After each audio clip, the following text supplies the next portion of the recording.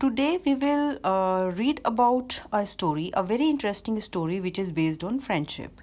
जैसे आप लोगों के फ्रेंड्स होते हैं ऐसे ही this story is also based upon a friendship between an ant and a dove. So let us see what the story says. The ant and the dove. One day, an ant was busy looking for food on a river bank. एक दिन एक चींटी जो थी वो नदी के किनारे here see this word river bank.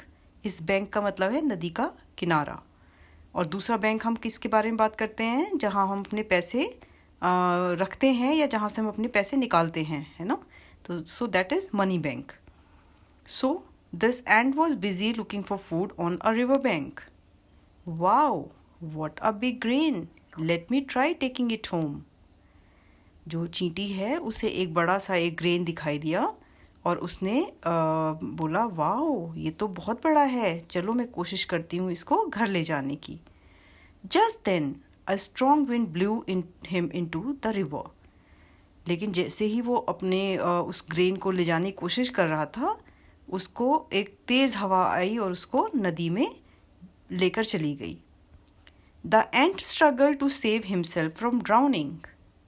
अब जो एंट है उसने बड़ी कोशिश की. स्ट्रगल मतलब कोशिश करना. उसने बहुत कोशिश की अपने आप को डूबने से बचाने की. Help, someone please help me.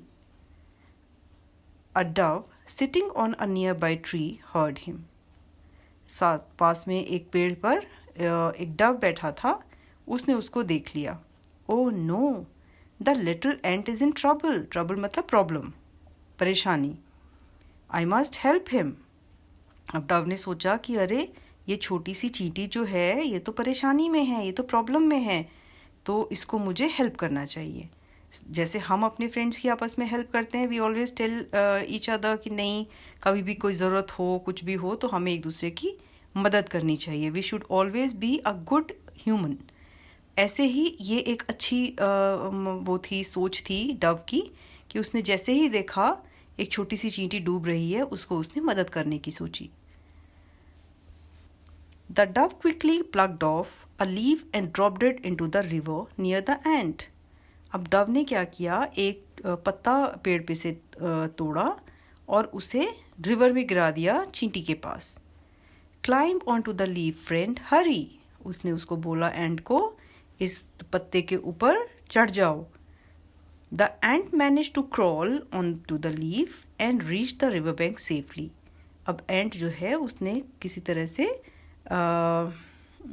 कोशिश की और वो वहाँ पे पहुँच गई पत्ते के ऊपर और उस पर बैठ के उस पर तैर के वो धीरे धीरे रिवर बैंक पर आ गई.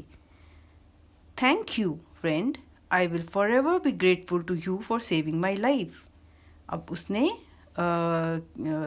चींटी ने डव को थैंक यू बोला कि मेरी फ्रेंड आपने मुझे बचाया, मैं आपके लिए मैं हमेशा ग्रेटफुल रहूँगा, थैंकफुल रहूँगा. A few weeks later the Dove was resting on a tree when a Hunter saw her. अब कुछ वीक्स के बाद, कुछ हफ्तों के बाद, जो डव है वो आराम से पेड़ पर बैठा था और उसे किसने देखा? एक हंटर ने. हंटर मतलब शिकारी, जो चिड़िया को मारता है, जानवरों को मारता है ना. उसने उसको देख लिया. The hunter hid behind a bush and aimed his gun at the dove. जो हंटर है उसने अपना निशाना लगाया डव की तरफ गन का और उसको शूट करने के लिए तैयार हो गया.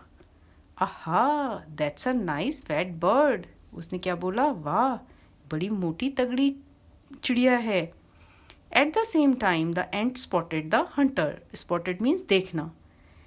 उसी वक्त जब हंटर निशाना लगा रहा था तो एंट ने उसको देख लिया.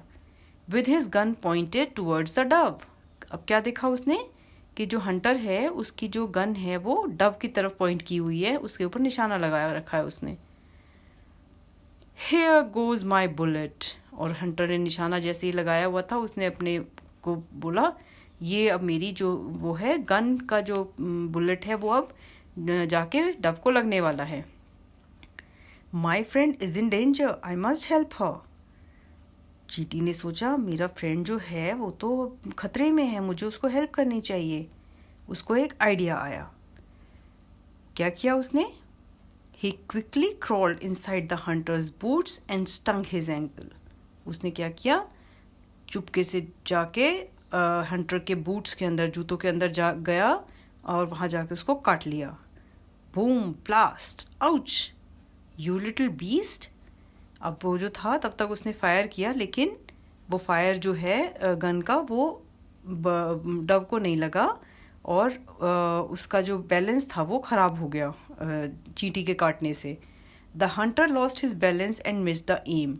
The dove heard the noise and quickly flew away. जब ये सब कुछ हो रहा था तो डव ने वो आवाज़ सुनी और वो वहाँ से बचकर भाग गई।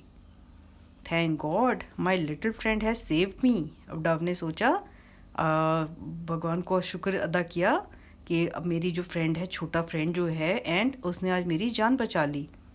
From that day on the ant and the dove became inseparable friends. Inseparable मतलब जो कभी भी एक दूसरे से अलग ना हो सके। उस दिन के बाद से चींटी और जो डव है वो पक्के दोस्त बन गए। तो इस लेसन से हमें क्या सीखने को मिलता है कि हमें अपने फ्रेंड्स की, और अगर कोई फ्रेंड नहीं भी है तो हमें हर एक की मदद करनी चाहिए जिस भी तरह से हम कर सकते हैं, है ना। तो जैसे हमने जो पोम पढ़ी थी, याद है आपको, 3 लिटिल मैजिक वर्ड्स वाली, उसमें भी था ना, थैंक यू कहना, प्लीज़ कहना, सॉरी कहना जो है, उससे हमारी लाइफ बहुत अच्छी हो जाती है।